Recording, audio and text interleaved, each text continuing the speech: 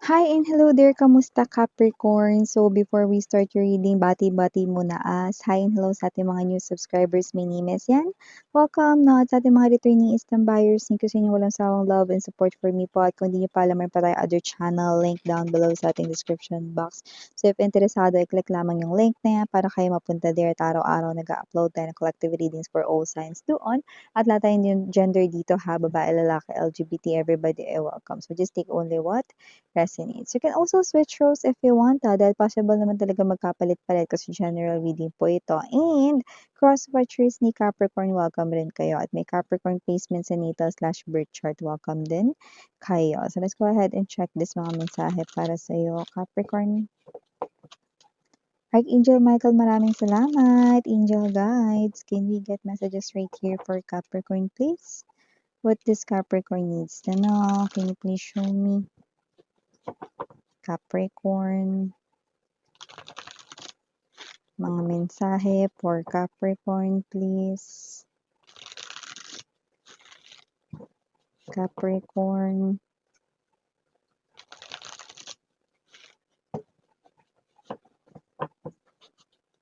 Okay, so let's go ahead and check this mensahe right here for you, Capricorn. So guys, you do have here the energy of Two of Water. Tower. Oh. We have here Capricorn, the Page of Cups. Eight of Coins. Queen of Coins. Or in this deck, the Queen of Earth. Two of Swords. Three of Air. Four of Water. Page of Earth para sa ating bottom of the deck. So Capricorn, it looks like, okay, you will be, okay, this feels like right here, no, accidentally in love, you will be, no, so sudden right in here, no, in a relationship. And sa lahat ng tower, ito yung buong-buo, napakaganda, no, na castle right in here. So definitely, wish come true. No, when it comes here to your love life, someone sweet, someone who's loving, caring is about to enter in your life. And this person with the number 16 might be birth date na yan or magiging anniversary, secondary, weekary, or bawat galaw ng clockary, no? Kaya kung sino man tong energy na paparating sa inyo, this person here will take care of you, will be very sweet sa'yo lang. And nakita natin dito na bigla na lang kayo rito, no, na magugulat na rin na nasa loob na kayo ng relationship. This person with the number 7, when you add 1 plus 6, you will get number 7. No, this is here someone na magsistill ng inyong heart, no? And this person will work on this connection right in here, and whoever this energy is might makilala mo because of your work. Okay? Maybe you love music or this person here do loves music, no? Maybe marunong mag-play ng mga instruments, no?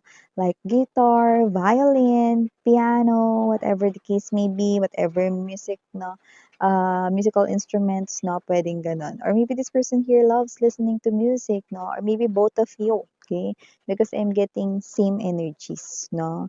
And maliban dyan, Capricorn, nakuha rin tayo ng energy, no? Na possible na meron ditong someone na gusto kayong, gawaran ng taray, igawad, yes.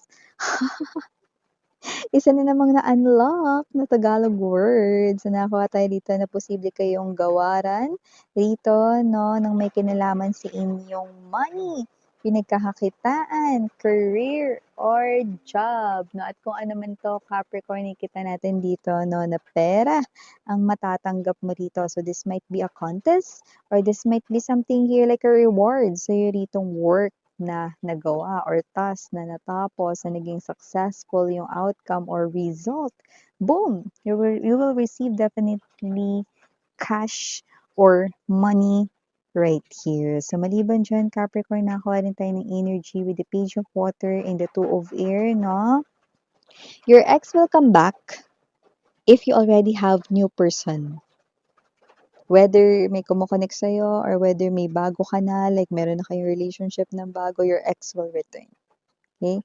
And this ex of yours, no, yun yung time na marirealize niya with the Two of Air energy in the Tower na maling-mali na pinakawalan niya kayo. That this is a lost opportunity, Four of Water energy, na maling-mali na ipinilit niya kayo sa iba.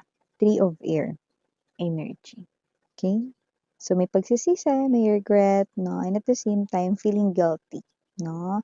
Pero wala nang magawa kundi mag-watch na lang, no, sa'yo rito na fallen in love, no, with someone new. Okay?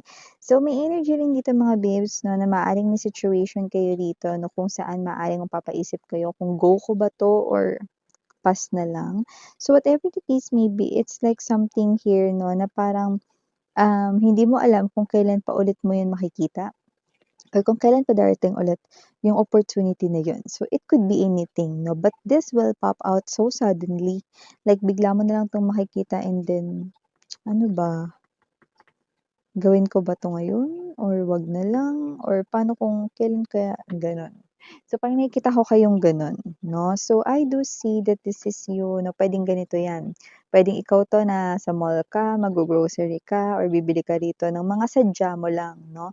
Pero maaaring meron kang makita do'n na 'yun talaga yung isa sa mga gusto mong bilhin, 'no, at parang ngayon lang or may period lang, 'no, na parang ito ay nasa malaking discount, 'no. So, parang ano 'to, bibilhin ko ba siya ngayon or pass na lang? Kasi hindi ko alam kung kailan ulit magdi-discount ng ganito kalaki, sayang naman. 'Yan. So, parang gano'ng klase ng energy, Capricorn, 'no. So, puwede rin 'yan sa ibang bagay like let's say 'no, merong taong dumating sa iyong life 'no, and then hindi mo alam kung e-entertainin mo ba siya or hindi 'no, but nakikita mo sa kanya yung mga potentials na magaganda 'no, na naka-in love naman 'no. So, parang ikaw 'to 'no, torn ka between entertainin ko ba siya or pass na lang muna sa love, yung mga gano'n 'no. So, it looks like whatever the case may be 'no, like you will find yourself so suddenly na ito yung iyong situation. 'Yan 'no, kahit ano 'yun, mapa-pera, mapa-love life, or kahit na anong area ng life mo, okey? So, may energy rin dito na yung iba maaaring meron kayo ritong bagong trabaho, pero iba parang wala naman kayong aalisan na trabaho. Puwedeng ito ay yung iba mga naghahanap lang talaga ng trabaho dito, pero yung iba parang may trabaho na pero looking for part-time jobs or pagkakakitaan, okey? So, may gano'ng klase ng energy. So, meron dito with the Page of Earth energy 'no, na maganda rito na simulan at puwedeng bumaliktad pa nga. Puwedeng ito na yung pagkakitaan mong main kaysa yung trabaho mo. Kung ano man ito, okey, puwedeng diyan ka na talaga mag-stay 'no, or baka yun na lang talaga yung gawin mo at mag-resign ka na talaga sa work mo 'no. Kung ano man ito, Capricorn, this is something here na mas magiging valuable or makikita mo rito na mas maganda itong opportunity compare sa nauna mo rito. Like let's say, part-time job mo ito, pero ang ganda ng kitaan dito kaysa dun sa, trabaho mo talaga 'no, or kita mo sa trabaho mo 'no, and at the same time nag-e-enjoy ka pa dito. So, parang nakikita ko dito yung trabaho mo yung aalisan mo, then ito na lang yung gagawin mo, ito yung iki-keep mo kasi maganda yung kitaan dito and at the same time mas na-e-enjoy mo 'tong gawin, Capricorn, okey? So, nakakita rin ako ng energy rito ha, meron ditong options kayo when it comes to love 'no, at kung meron dito na options when it comes to love, isa sa kanila rito 'no, ang hindi ko nakikita na naka-move on na sa kanilang ex 'no. So, para iwas rebound, Capricorn 'no, or iwas rito yung parang panakip-butas yung feeling or yung vibe ninyo 'no, mag-search kayo about that person because nakikita ko rito 'no, na may ko-connect sa inyo pero hindi pa siya fully healed with his or her ex-lover 'no. Actually, may chance na kapagka nakita niya ulit yung kanya ritong ex 'no, at umiba ang ihip ng hangin sa bumbunan ng ex niya, puwede niya kayong iwanan dahil dun sa ex niya. So hindi naman lumalabas dito, iba pa yan miss yan dun sa kaninang sabi mo makikilala ko, yes iba-iba 'no. Kasi ito ay posibleng someone rito 'no, na malalaman mo 'to agad, because your intuition will tell you 'no, with the Page of Water and the Two of Air, your intuition will tell you na there's something wrong about this person here na parang iba yung datingan niya, parang kahit kumo-connect siya sa'yo hindi mo siya ma-feel, hindi mo siya ramdam. It is because, this person is still in love with his or her ex. You will definitely know right away Capricorn, okay? So maliban diyan guys, may energy rin dito na sa inyong work. Possible rito na makatulong kayo rito sa pag-establish pa more ng inyo ritong pinagtatrabahuhan na company. Okay? Maaari rin dito na may ma-promote, no? Because of that. Or maaaring may energy dito mga babes na napa-thank you mo ito dito sa pinagtatrabahuhan mo dahil parang yung energy ninyo, ito na yung pangalawa ninyong home. Like literally, you feel that, no? So, may energy dito na kailangan kong ingatan 'tong success ng company para magpatuloy pa ito because this is my second home.